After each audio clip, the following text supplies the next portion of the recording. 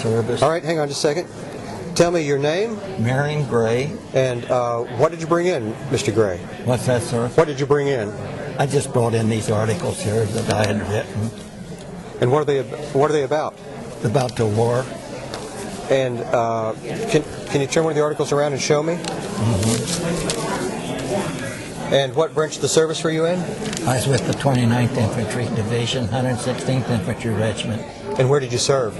I went into Omaha Beach. I trained for over a year in England for D-Day landing, but we didn't know anything about it.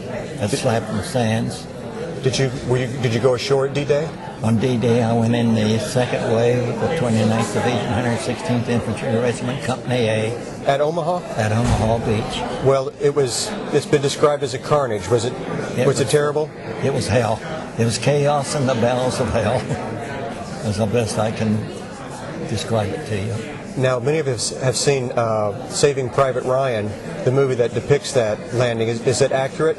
That is the first part of that is about the most accurate that I have seen, other than when I went back to France in July the 1st of 2001. I was a guest of Stan and Gigi Lewinsky, who owns the Le Chatelaine French restaurant. They sent me back and my wife for 10 days, all expenses paid, and they sent their daughter Charlotte along as our translator.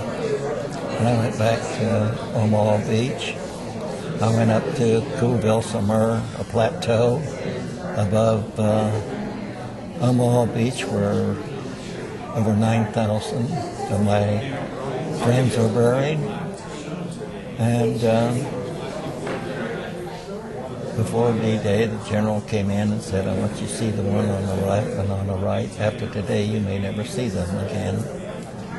And while I was there looking for those two men, I found one, but the other one, his body had been requested by the family and returned to Virginia. I don't know whereabouts, maybe in Galax or Roanoke. I don't know for sure, but I did find a grave of one of my buddies.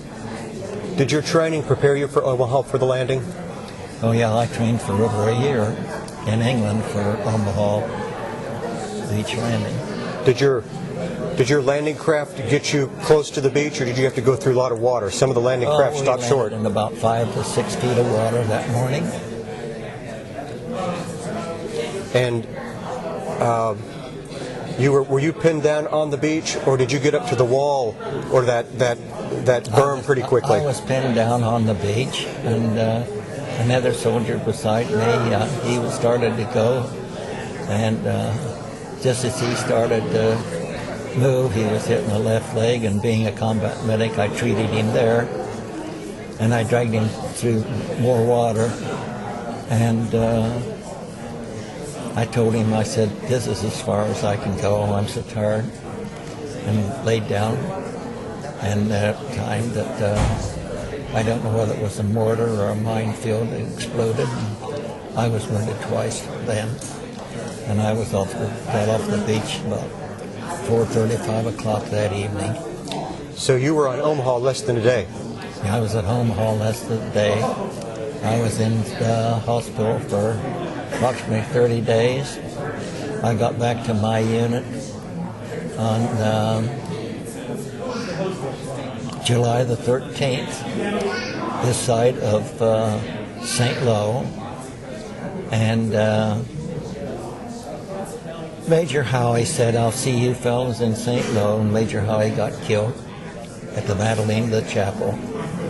And on the 15th, we liberated St. Lo, and his body was carried in and placed at the church. And today there's a marker on that church at Major Howie laid here.